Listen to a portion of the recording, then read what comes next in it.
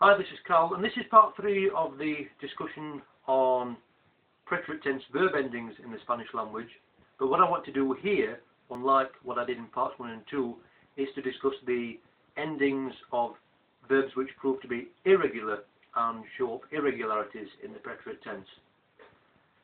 Now, what has always surprised me as a learner of Spanish, and my own students have put the same question to me, is why is it that verbs can be regular in some tenses but show up irregularities in others?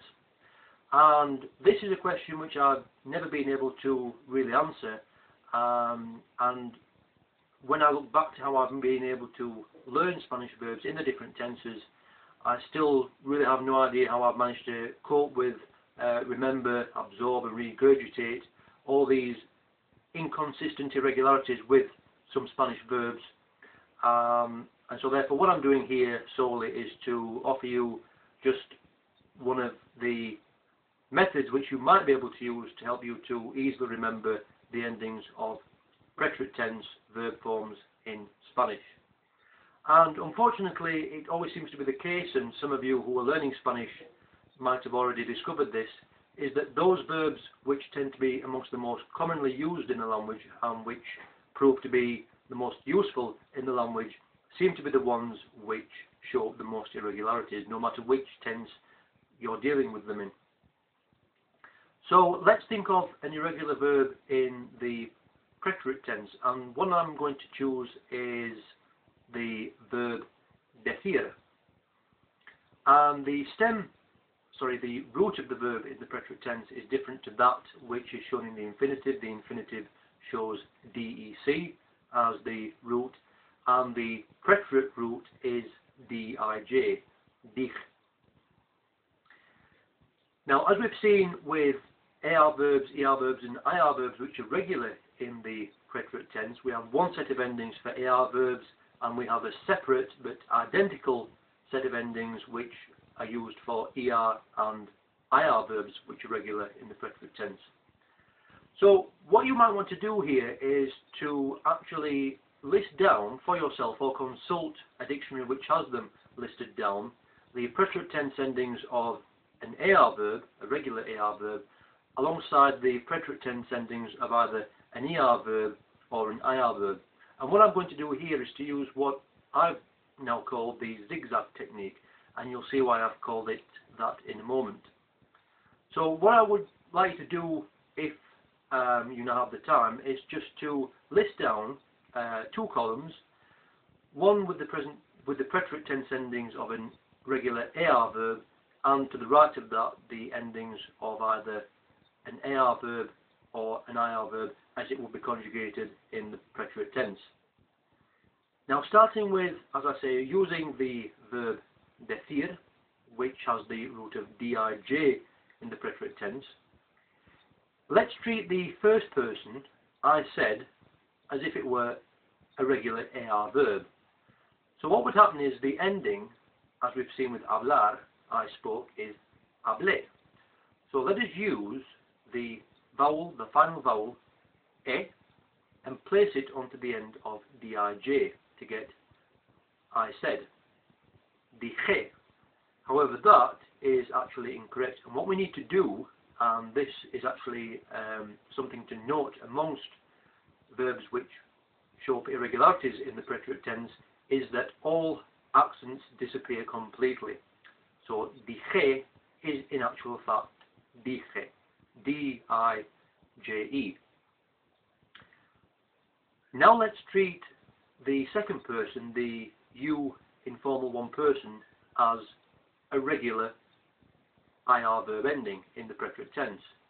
We saw with comer and vivir that the ending for you ate and you lived, informal one person respectively, was iste.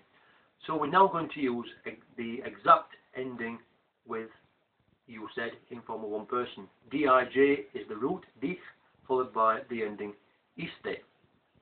So the ending for, just recapitulating, for I said was an unaccentuated e, dije, belonging to the AR verb ending on the left-hand column, jumping across in a zigzag formation, in a diagonal formation, down one and across one to the right into the column for the either ER verb or IR verb, where the ending is iste and is the one which is used here, dijiste.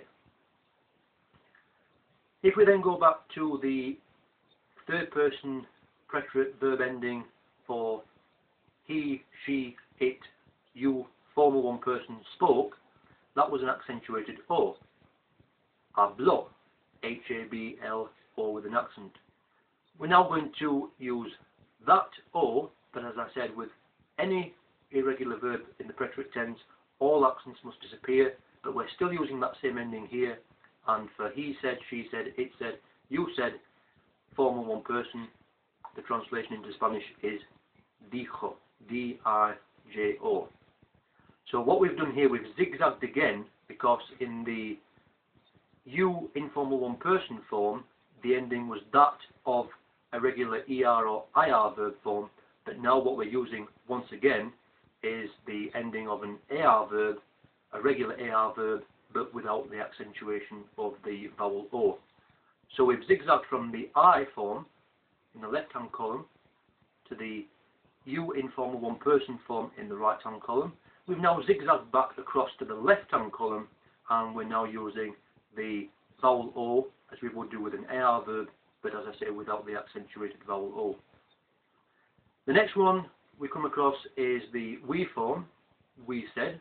So again using the same root, D-I-J, dich, but zigzagging across now back to the right hand column of the ER and IR verb form ending in the preterite tense, I-M-O-S, dijimos.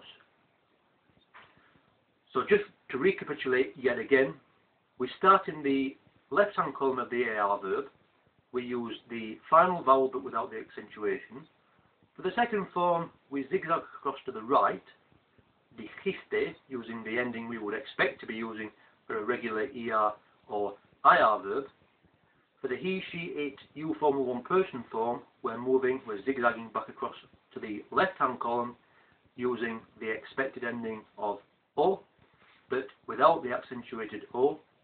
We're then zigzagging across to the right hand column again for the we form of the verb, using the ending we would expect to be using with a regular ER or IR verb, dijimos, and now there's no more zigzagging. So as soon as you get to the we form, no more zigzagging, straight down with the endings you would be expected to use for any regular ER or IR verb. So, you guys said, dijisteis. And again, what we can do, as we did with the regular AR verbs, ER verbs, and IR verbs, we can extend the translation of you said informal one person by adding the expected ending for you guys, which is IS. Dijiste becomes dijisteis. And then, what we have now is they said, which still takes the expected ending of N, or as with all regular preterite tense verb forms, in the they form, R-O-N, but with regular ER and IR verbs the ending was ieron, but this time the ending that we're using here is eron, although with other verbs which are irregular in the preterite tense, the ending of ieron would in fact still be used. So that's the zigzag formation, the zigzag technique, which you can use to learn some irregular preterite tense verb forms. But as I say, I think what will be much easier for you to do is to have the endings of a regular AR verb in a left-hand column and the regular endings of either an ER or an IR verb in the right-hand column, and to compare the zigzag formation, the zigzag technique which you use to determine which ending you should be using for the irregular preterite tense verb. As I say, that will make it hopefully a lot more easier than me just explaining this to you.